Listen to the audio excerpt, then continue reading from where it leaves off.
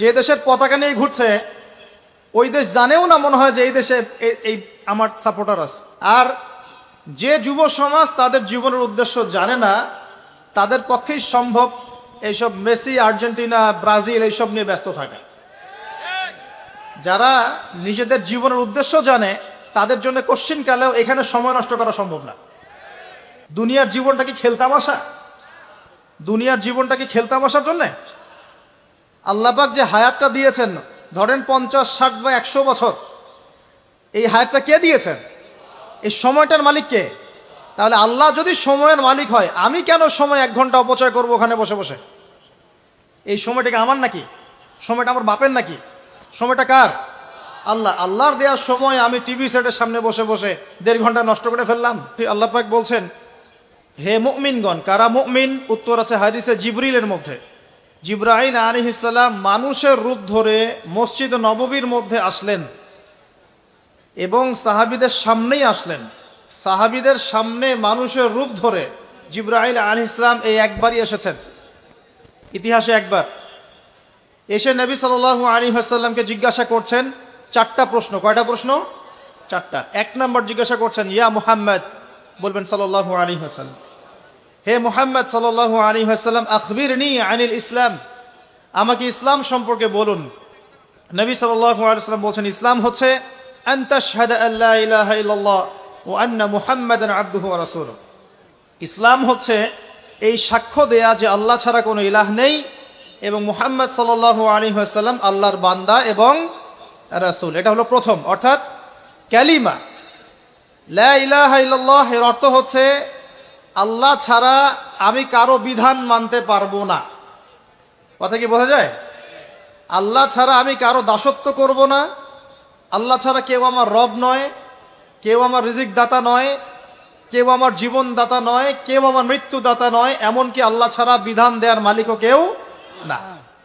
মুহাম্মদ রাসূলুল্লাহ, অর্থাৎ আল্লাহকে পাওয়ার জন্যে যে তরিকা, মুহাম্মদ সাল্লাল্লাহু আলাইহি ওয়াসাল্লামের পথ ও পদ্ধতি অনুসরণ করতে হবে। এই তরিকার বাইরে অন্য কোনো তরিকা ফলো করা যাবে না। হ্যাঁ, তবে তার তরিকা ফলো করা যাবে যার কথা এবং কাজ নবীর সাথে মিলে যায়, আলহামদুলিল্লাহ। যারটা মিলে না তারটা নেওয়া যাবে না। মুহাম্মদ রাসূলুল্লাহ মানে নিজের মন গড়া কোনো কাজ করা যাবে না। ইবাদত করার ক্ষেত্রে প্রত্যেকটা কাজ নবী সাল্লাল্লাহু আলাইহি ওয়াসাল্লামের সুন্নাত মোতাবেক করতে হবে। মুহাম্মদ রাসূলুল্লাহ সাল্লাল্লাহু আলাইহি ওয়াসাল্লাম। 2 ওয়া আন তুকিমাস সালাহ, তুমি 5 ওয়াক্ত সালাত আদায় করবে। একটা হাদিসের মধ্যে এসেছে, মান তারাকা সালাতা মুতাআম্মিদান ফাকাদ কাফার। নবী সাল্লাল্লাহু আলাইহি ওয়াসাল্লাম বলেছেন, কোন ব্যক্তি যদি, মুসলিম ব্যক্তি, ইচ্ছাকৃতভাবে তার উপর অর্পিত ফরজ নামাজ ছেড়ে দেয়, সে ব্যক্তি কুফরি করলো। কি করলো? আর মুয়াজ বিন জাবাল রাদিয়াল্লাহু আনহুকে নবীজি বলছেন, মান তারাকা সালাতা মুতাআম্মিদান ফাকাদ বারিআত মিন যিম্মাতিল্লাহ। যে ব্যক্তি তার উপর অবধারিত ফরজ নামাজ ছেড়ে দেয় সে যেন আল্লাহর জিম্মেদারি থেকে মুক্ত হয়ে গেল। আল্লাহর কোনো জিম্মেদারি নাই তার উপরে। 90% মুসলিমের দেশে এটা খুবই দুঃখজনক যে আমাদের মধ্যে বেশিরভাগ মানুষ 5 ওয়াক্ত নামাজ পড়ে না। শুধু বড় গলায় কি 90% মুসলিম বললে হবে? যখন 90% মুসলিমের দেশের 100% মুসলিম 5 ওয়াক্ত নামাজ পড়বে, ইসলাম এমনি এমনি প্রতিষ্ঠা হয়ে যাবে ইনশাআল্লাহু তাআলা। যখন মুসলিম কান্ট্রির বেশিরভাগ মানুষই নামাজি হবে, ইনশাআল্লাহ আল্লাহর জমিনে আল্লাহর দিন প্রতিষ্ঠা হয়ে যাবে ইনশাআল্লাহ। আমরা যদি নামাজ আদায় না করি, দিন কি প্রতিষ্ঠা হবে ভাই?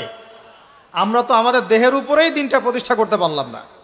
পরিবারে করব কিভাবে, সমাজে কিভাবে করব, আর বিশ্বে কিভাবে করব? তবে আলোচনার একটা উদ্দেশ্য বলে দিয়ে থাকি, আগেই বলে দেই, ইসলাম দিয়ে পৃথিবী শুরু হয়েছে, নবী দিয়ে সভ্যতা শুরু হয়েছে, ইসলাম দিয়েই পৃথিবী শেষ হবে, নবী দিয়েই সভ্যতা শেষ হবে ইনশাআল্লাহ। শুরু হয়েছে আদম আলাইহিস সালামকে দিয়ে এবং শেষ হবে ইনশাআল্লাহ তাআলা নবী ঈসা আলাইহিস সালামকে দিয়ে। এই কথাটা মাথায় রাখবেন। আমাদেরকে বলছেন, হে মুমিনরা, তোমরা আল্লাহকে ভয় করো। ইমানদার কারা বোঝাতে গিয়ে হাদিসে জিবরিলে আসছি। জিবরাইল আলাইহিস সালাম এসেছেন, জিজ্ঞাসা করছেন ইসলাম কাকে বলে। নবীজি বলছেন আগে কালিমা, তারপরে সালাত। তো সালাতের কথা বলতে গিয়ে ওখানে চলে গিয়েছিলাম। আমরা যদি ইসলামের বিজয় দেখতে চাই তাহলে সবাইকে 5 ওয়াক্ত নামাজ পড়তে হবে। রাজি আছেন তো? আজকে থেকে 5 ওয়াক্ত নামাজ ছাড়বেন? স্পেশালি যুবক ভাই যারা আছো, তোমাদের তারুণ্য আছে, রক্তের উদ্যম আছে, তোমরা চাইলে অনেক কিছুই করতে পারো। অনেক বার্ধক্যে উপনীত হওয়া মানুষ নামাজ পড়তে চায় কিন্তু পড়তে পারে না। তরুণদের কাছে আল্লাহ পাক সুযোগ দিয়েছেন। আর ইসলামের বিরোধী শক্তি যারা আছে তারা খুব ভালো করেই জানে কিন্তু যে ইসলামের বিজয়ে সবচেয়ে বড় ভূমিকা রাখতে পারে তরুণ সমাজ, যুবক সমাজ, যুব সমাজ, তরুণ প্রজন্ম। এ কারণেই তো দেখবেন তরুণ প্রজন্মকে তাদের উদ্দেশ্য থেকে সরিয়ে দেওয়ার জন্যে তারা আপনার সামনে অনেকগুলো টোপ দিয়ে দিয়েছে। দেখাবো টোপ কয়েকটা। 1 নম্বর টোপ দিয়েছে মেয়ে নারী জাতি। মেয়েদেরকে বেপর্দা করে তোমার সামনে উপস্থাপন করে দিয়েছে, ফ্রি মিক্সিং। এখন তুমি আর ঈমান ধরে রাখতে পারছো না। এটা পরিকল্পিত ছিল, কারণ আল্লাহ পাক বলছেন যুজ্জিনা লিন-নাস হুব্বুশ শাহাওয়াতি মিনান নিসা। মানুষের জন্য সবচেয়ে যে আকর্ষণীয় বিষয়গুলো তার মধ্যে 1 নম্বর হচ্ছে মহিলা, মানে মেয়ে, নারী জাতি। এটা আমাদের কাছে সবচেয়ে আকর্ষণীয়। আল্লাহ পাকের সবচেয়ে সুন্দর সৃষ্টিকে মানুষ না? মানুষের মধ্যে আল্লাহ পাকের সবচেয়ে শ্রেষ্ঠ সৃষ্টিকে নারী জাতি। আল্লাহ পাক তাদেরকে সুন্দর করে সৃষ্টি করেছেন, তাই নয় কি? এ কারণে পুরুষদের সবচেয়ে আকর্ষণের জায়গা কোনটা? নারী জাতি। এ কারণে মেয়েদেরকে বেপর্দা করে তোমার সামনে ছেড়ে দেওয়া হয়েছে। জেনা বেড়েছে, ব্যভিচার বেড়েছে, ফ্রি মিক্সিং বেড়েছে, ধর্ষণ বেড়েছে, এই যে হারাম প্রেমের সম্পর্কগুলো বেড়েছে। যুবকেরা তাদের জীবনের উদ্দেশ্য ভুলে গেছে। আমার কথা কি বুঝতে পারছেন? আচ্ছা, এটা 1 নম্বর। 2, মাদক। যুবকদের সামনে মাদকের সহজলভ্যতা। চাইলেই হাত বাড়ালেই মাদক, হাত বাড়ালেই ইয়াবা, হাত বাড়ালেই ফেন্সিডিল, হাত বাড়ালেই হেরোইন, তাই না? কথা ঠিক না বেঠিক? যদি কেউ চায় যে আমি আজকে রাত্রে মাদক খাবো, সে পারবে, হাত বাড়ালেই পারবে। এখনকার সমাজ এমন, যদি কেউ চায় যে আজকের রাত্রে আমি পতিতালয় গিয়ে রাত কাটাবো, সে পারবে। 500 টাকা 1000 টাকার বিনিময়ে মানুষ এখন জেনা করতে পারে না? 5 টাকা 10 টাকা 50 100 টাকা দিয়ে মানুষ এখন ইয়াবা কিনে খেতে পারে। আর যারা সীমান্তবর্তী অঞ্চলে আছেন তারা আরও ভালো জানেন আমার কথা কতটুকু সত্য কতটুকু মিথ্যা। যুবকদের সামনে মাদক এমনি এমনি দেওয়া হয় নাই। উদ্দেশ্য কি? তোমার দ্বারা ইসলামের বিজয় সম্ভব ছিল। মাদক সেবন করাই তোমাকে সরায় দিয়েছে ওই রাস্তা থেকে। কথা বুঝতে পারছো? খুব সতর্ক। 3 নাম্বার, জুয়া।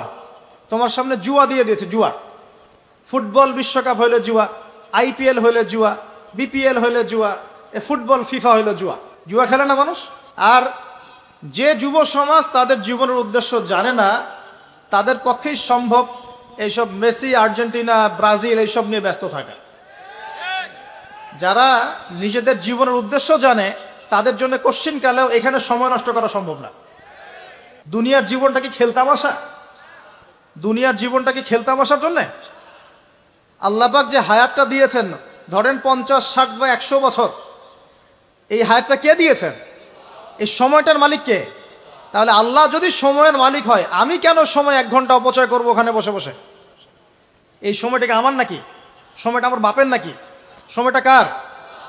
আল্লাহর দেওয়ার সময় আমি টিভি সেটের সামনে বসে বসে 1.5 ঘন্টা নষ্ট করে ফেললাম। যে দেশের পতাকা নিয়ে ঘুরছে ওই দেশ জানেও না মনে হয় যে এই দেশে এই আমার সাপোর্টার আছে। হ্যাঁ, আর খেয়াল করে দেখবেন এই আয়োজনগুলো এখন করানো হচ্ছে মুসলিম দেশগুলোকে দিয়ে। যে হারাম একটা কাজকে জায়েজ করার যে কত তরিকা বের হয়েছে। এখন একটা মুসলিম কান্ট্রি জিতেছে, মানে ভাবখানা এমন যে এই জেতার ফলে আমরা ইসলামী খেলাফত কায়েম করে ফেলেছি। একেবারে ভাবখানা এমন যে কুফফারদের সাথে মনে হয় যুদ্ধ জিহাদ করে বিশ্বের বুকে ইসলাম কায়েম করে ফেলেছে। ভাবখানা এমন। বিষয়টা কি জানেন? আমাদেরকে এই খেলাধুলার অহেতুক কাজে ব্যস্ত করে দিয়ে ওরা ওদের এজেন্ডা বাস্তবায়ন করছে। দেখবেন যখন যখন রমজান মাস আসে তখন তখন দেখবেন মুসলিম কান্ট্রির উপর নির্যাতন বাড়ে। যখন যখন বড় বড় ইভেন্ট হয়, ওয়ার্ল্ড কাপ, এইটা সেটা, দেখবেন ভিতরে ভিতরে মুসলিম কান্ট্রির উপর নির্যাতন বাড়তে থাকে। মানুষ একদিকে তাকায় থাকে আর একদিকে উদ্দেশ্য সাধন করতে থাকে। বুঝাচ্ছি বিষয়টা। আপনার 5টা বাচ্চা আছে মনে করেন, খুব জ্বালায়, কান্নাকাটি করে, হইচই করে। আর আপনি মোবাইল ফোনটা বের করে দিয়ে বলেছেন, বাবা বস, তোরা 5 জন মিলে একটা কার্টুন দেখ, আমি একটু কাজটা করি। দিয়ে দিলেন, ও কার্টুন দেখছে চুপচাপ, কেউ কোনো ডিস্টার্ব নাই। আর বুঝতে পারছেন? আর এই যে বাচ্চাগুলো কার্টুন দেখছে না, এগুলো হচ্ছে আমরা এখন। আর ওই যে কাজ করছে বাপ, এটা হচ্ছে ওরা, পশ্চিমারা। আমার কথা কি বুঝতে পারেন? আচ্ছা, আমি সহজ করার চেষ্টা করছি। প্রিয় যুবক ভাইরা, মেয়ে তো উন্মুক্ত করে দিয়েছেই, মাদক তো দিয়েছেই, জুয়া দিয়েছে, অহেতুক এসব খেলতামাশা দিয়েছে তোমার সামনে, তোমার সময় কেড়ে নেওয়ার জন্য, তোমার হায়াত কেড়ে নেওয়ার জন্য। তোমার মূল্যবান হায়াত, যে হায়াতটাকে তুমি আল্লাহর পথে দাওয়াতের কাজে ব্যয় করবা, দিন চর্চার কাজে ব্যয় করবা, আল্লাহর ইবাদতের কাজে ব্যয় করবা, আমর বিল মারুফ নাহি আনিল মুনকারের কাজ করবা, এই সময়টা ওরা কেড়ে নিয়েছে তোমার কাছ থেকে। বুঝতে পারছো না তুমি?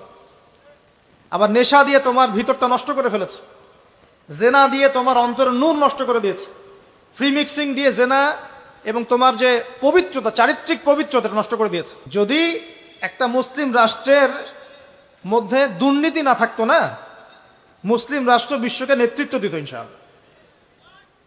যদি কোনো মুসলিম রাষ্ট্রের মধ্যে দুর্নীতিটা না থাকতো না, তাহলে দেখতেন ওই রাষ্ট্র অবশ্যই বিশ্বকে নেতৃত্ব দিত ইনশাআল্লাহ।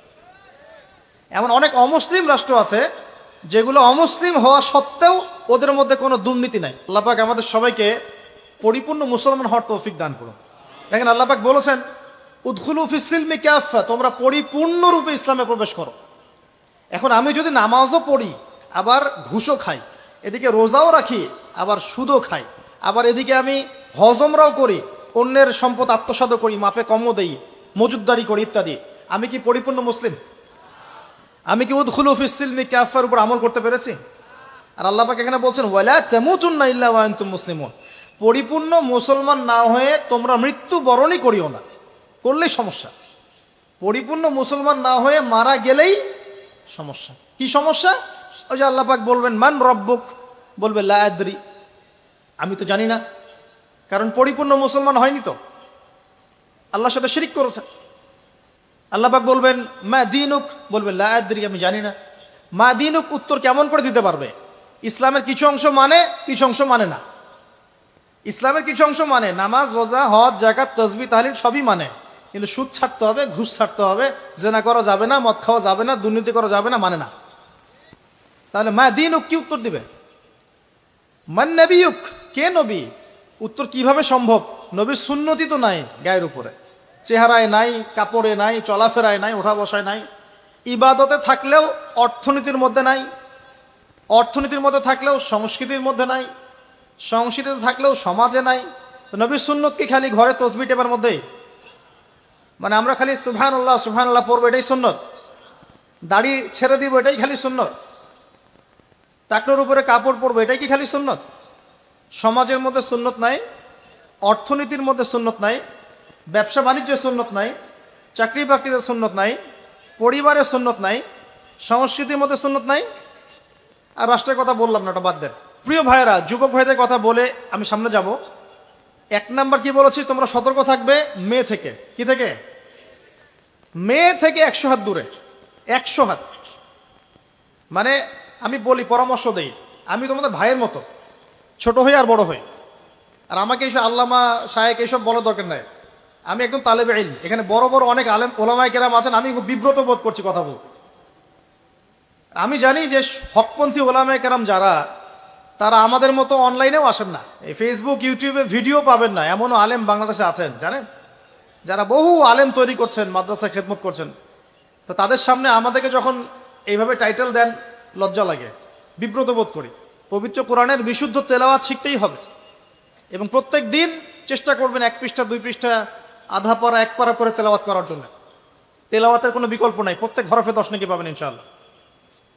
এরপরে এর ভাষা আছে, কোরআনিক গ্রামার আছে, আর এই বইগুলো আপনি একা পড়তে পারবেন না। এই বইগুলো পড়তে হলে ওস্তাদ লাগবেই, লাগবেই।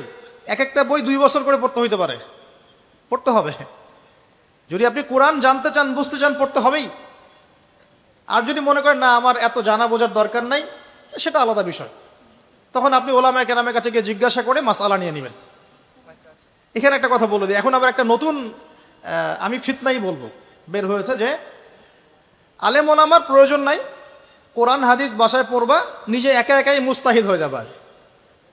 অনেক দিনী ভাইকে দেখছি আমি, যুবক, ইয়াং, তার আগে বিপদগামী ছিলেন, হেদায়েত হয়ে ইসলামের দিকে এসেছেন, এখন প্রথমেই সহিহ বুখারী টান দিয়ে পড়া শুরু করুন। কে বললো আপনাকে প্রথমে সহিহ বুখারী পড়তে? আপনি কি এক লাভ দিয়ে এই মেডিকেল সায়েন্সের বই পড়তে যাবেন?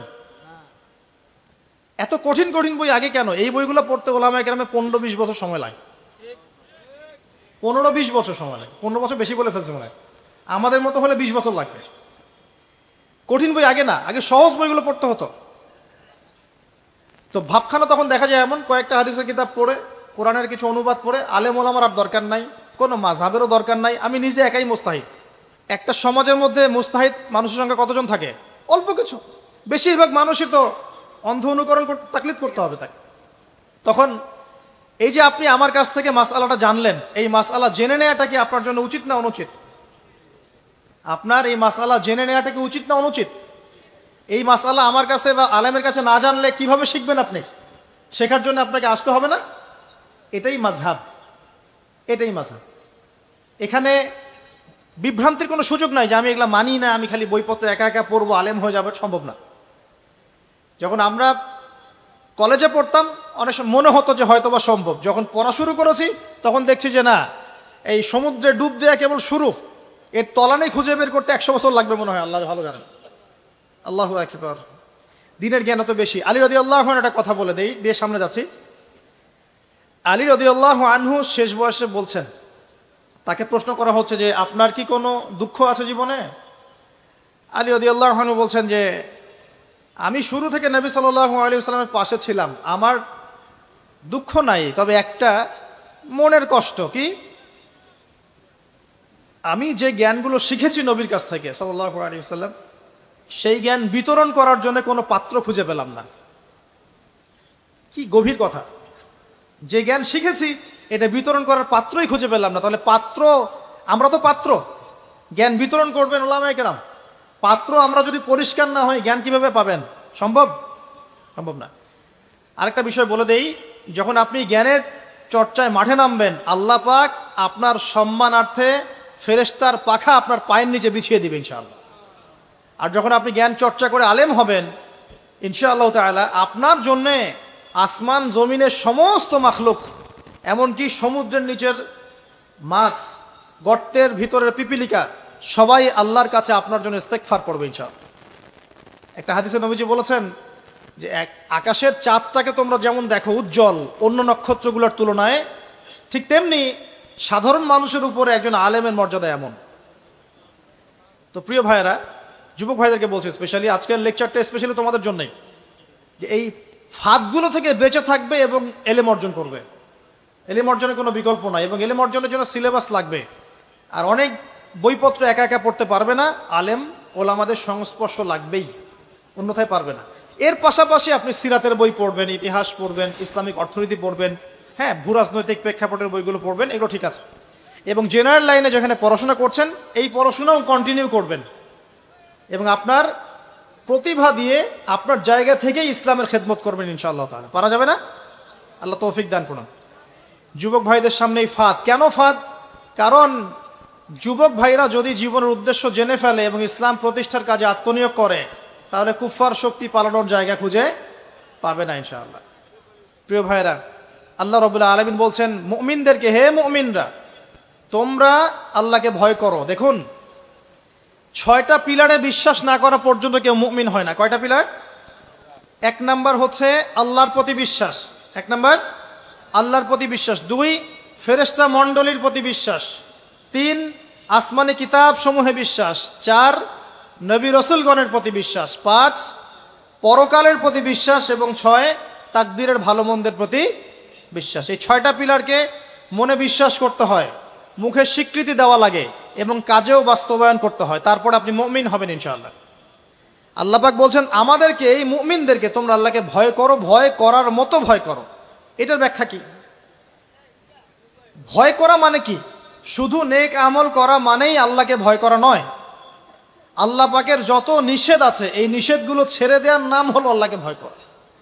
যদি আমি নামাজ পড়ি, প্রমাণিত হবে না যে আমি আল্লাহকে ভয় করি। আর হারাম ছেড়ে নামাজ পড়েন, হালাল খেয়ে নামাজ পড়েন, প্রমাণ হবে আপনি আল্লাহকে ভয় করেন। নামাজ পড়াটা একটু সহজ কাজ, কিন্তু এই হারাম রিজিক ছেড়ে দেওয়া এত সহজ কাজ নয়। রোজা রাখা সহজ কাজ তুলনামূলক, কিন্তু সুদ ঘুষ ছেড়ে দেওয়া এত সহজ কাজ নয়।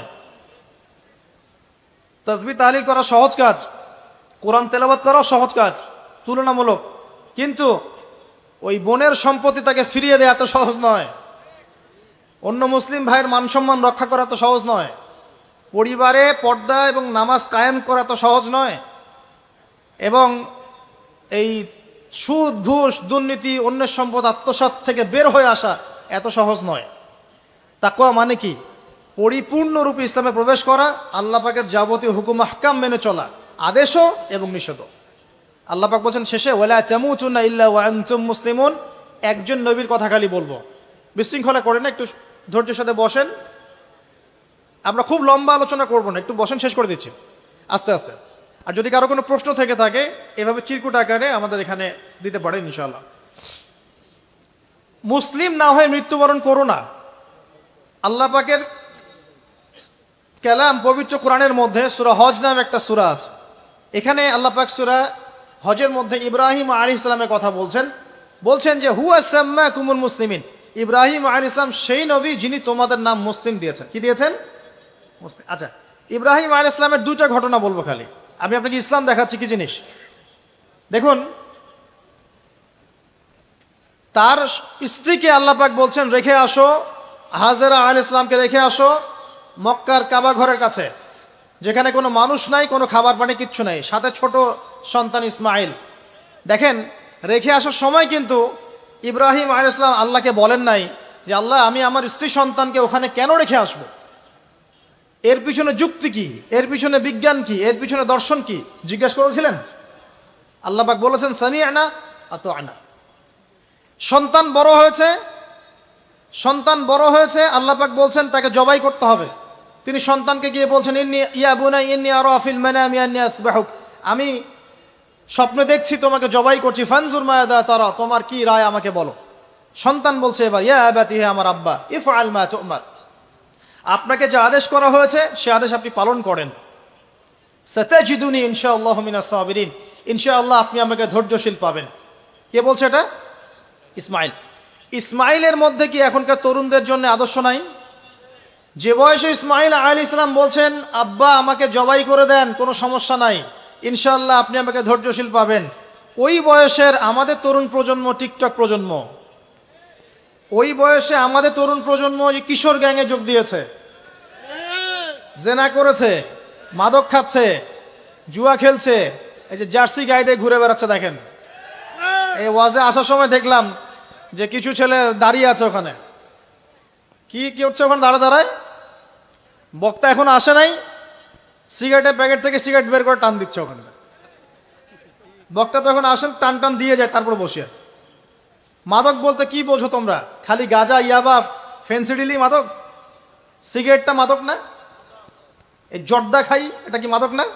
এগুলো মাদকের মধ্যে পড়ে, এগুলো ফ্যাশন হয়ে গেছে এখন। আল্লাহ পাক তোমাদেরকে এগুলো থেকে হেফাজত করুন। আমি দেখেন, ইসমাইল বলছেন হে আমার আব্বা আমাকে আপনি জবাই করে দেন, যদি আল্লাহ আদেশ করে থাকেন, আমাকে ধৈর্যশীল পাবেন ইনশাআল্লাহ। মা বোনদের জন্য বলছে এখানে একটা কথা, দেখুন প্রিয় মা বোনরা ভালো করে শুনুন। দেখুন, ইসমাইল আলাইহিস সালামকে কিন্তু তার বাবা বড় করেন নাই। ইসমাইল আলাইহিস সালাম বড় হয়েছেন মক্কায় তার মায়ের কাছে, হাজরা আলাইহিস সালামের কাছে। আর ইব্রাহিম আলাইহিস সালাম থাকতেন সিরিয়ায়, শামে, তার আরেক স্ত্রী সারা আলাইহিস সালামের সাথে তিনি যাওয়া আসা করতেন। আর তখনকার যাওয়া আসা এত সহজ ছিল না, তখন কোনো মোটর যান ছিল না। তো দেখুন, যেমন মা তেমন সন্তান। কেমন মা? হাজরা আলাইহিস সালামকে বলা হচ্ছে যে তোমাকে এখানে রেখে যেতে আল্লাহ আদেশ করেছেন।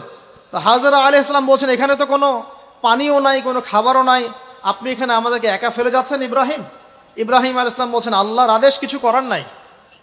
এখন হাজরা আলাইহিস সালাম বলছেন আচ্ছা যদি আল্লাহ আদেশ করে থাকেন তাহলে ইনশাআল্লাহ আল্লাহ আমাদের হেফাজত করবেন, আল্লাহর প্রতি আমি পূর্ণ তাওয়াক্কুল করলাম। কে বলছেন? হাজরা। এই হাজরা আলাইহিস সালামের দেখেন এখানে তো কোনো খাবারই নাই, পানিও নাই, এক মশক পানি একটু খাবার দ্রুতই শেষ হয়ে গেল। শেষ হওয়ার পর তিনি ছোটাছুটি করছেন, suffer Marwah suffer Marwah suffer Marwah, কোথাও যদি একটু পানি পাওয়া যায়। কি তাওয়াক্কুল আল্লাহর প্রতি, ছোটাছুটি করছেন। বাচ্চা ইসমাইল কান্নাকাটি করছে, মায়ের এই ছোটাছুটি আল্লাহর কাছে এত পছন্দ হয়েছে, যতদিন হজ থাকবে এই হাজরা আলাইহিস সালামের স্মৃতির সাথে জড়িত এই সাই থাকবে। এবং এই ঘটনা আল্লাহর কাছে এত পছন্দ হয়ে গেল যে আল্লাহ পাক জিবরাইল আলাইহিস সালামকে পাঠিয়ে জামজাম কূপের পানি বের করে দিলেন, যেই কূপের পানি জীবনে কখনো শেষ হয় না, পানি খেলে খিদাও লাগে না। চিন্তা করে দেখেন, গ্যালন গ্যালন পানি যাচ্ছে, গ্যালনের পর গ্যালন জামজাম থেকে প্রত্যেক দিন। এমনকি মদিনায় গেলেও আপনি জামজামের পানি পাবেন, মসজিদে কুবায় গেলেও জামজামের পানি পাবেন। আর পৃথিবীর বিভিন্ন জায়গায় তো আমরা নিয়ে আসছি, শেষ হয়েছে? পানির স্তর 1 ইঞ্চি পর্যন্ত নিচে নামে নাই, নেমেছে? দেখেন, আল্লাহর প্রতি যখন মানুষ পূর্ণ তাওয়াক্কুল করে তখন আল্লাহর মারেফত নেমে আসে। যখন মানুষ আল্লাহর প্রতি পূর্ণ তাওয়াক্কুল করে ফেলবে তখন আল্লাহ পাক আধ্যাত্মিকত্ব দিয়ে দিবেন ইনশাআল্লাহ। এটা কি বিজ্ঞান দিয়ে ব্যাখ্যা করা যায়? একজন ফেরেশতা আসলো, পাখা দিয়ে আঘাত করলো, মাটি থেকে ঝর্ণা বের হওয়া শুরু হলো, এখনকার বিজ্ঞান বিশ্বাস করবে? কোনো যুক্তি দর্শন বিশ্বাস করবে? করবে না। তো এই যে মা, তাওয়াক্কুল কারিনী মা, তার গর্ভ থেকে জন্ম নিয়েছে ইসমাইলের মতো সন্তান, যে বলছে আব্বা আমাকে জবাই করতে চাইলে করে দেন, কোনো সমস্যা নাই, আল্লাহর ইনশাআল্লাহ আপনি আমাকে ধৈর্যশীল পাবেন। সুবহানাল্লাহ। এই জন্য বলি, আমাদের পরিবারের মায়েরা যদি হাজরা আলাইহিস সালামের মতো হতে না পারে তাহলে ইসমাইলের মতো প্রজন্ম তৈরি হবে না।